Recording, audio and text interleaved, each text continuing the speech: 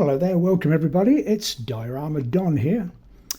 So this is the third video that I've made in my attempt to clone a Tamiya Sherman tank. So this is the plastic kit that I bought, and I've made the turret and the body so far. And this is the kit or the tank that I've cloned. So taken all the information from the sizes and angles and everything that I need from the plastic kit and made my own version of it. So now we've got two Sherman tanks that look remarkably similar. Okay, so what we need to do is finish both tanks off now and put the wheels and tracks on.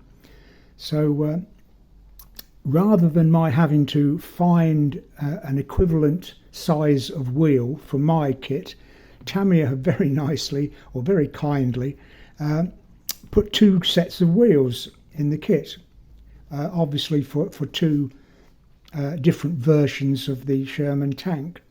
So we've got two sets of wheels, we've got two sets of idler wheel and two sets of drive sprockets also. So all the wheels I've got already, so that's going to save a lot of work.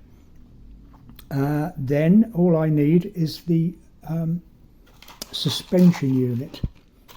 So we've got the suspension unit of the, that's the Tamiya suspension unit, 6 of those, and I've made 6 of these. Taking all the dimensions again from the Tamiya kit, I've made my version of it, and it's not too bad a representation. By the time they're sprayed up like that and given a dry brushing just to bring out the detail, you can't really see it like that, but anyway, they're my suspension units that I shall fit on. So I need to go away and do all that. The wheels I painted black, and then using this thing that well, obviously I made it, that fits nicely into the back there, or it should do.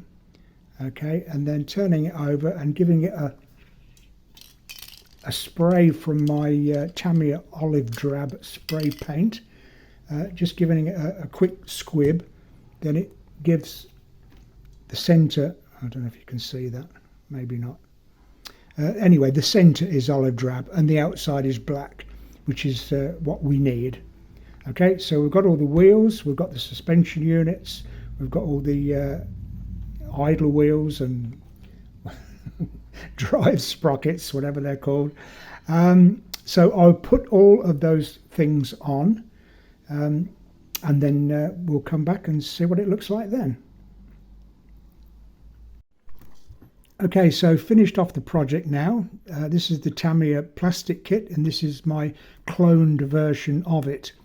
I thought maybe I would have problems with the wheels and tracks, but like I said, Tamiya very kindly gave 2 sets of wheels, so all the wheels were provided. All I had to do was make the suspension unit. So that made the whole thing a lot easier. The tracks I had to make myself, which I'll show you in just a moment. But now that they're finished, whatever you can do now with the plastic kit as regards chipping, weathering, rusting, whatever you do, and there are fabulous artists, I think they are, on YouTube that do incredible things to these tanks once they've been built. You can do exactly the same with mine. There's no difference at all. So yeah, and anyway, I just thought I'd point that out. So the tracks, you can buy this stuff. It's a corrugated card with very fine corrugated on them. They normally come in A4 size sheets, but of course that's not quite big enough for a tank track. So I've managed to find larger sheets of this stuff. Obviously this is not the right dimension. It goes out this way when I bought it. So I'll just show you what I did to get my tracks looking like that. Okay, so with the back of a hefty paintbrush, with a steel rule on there, and I just go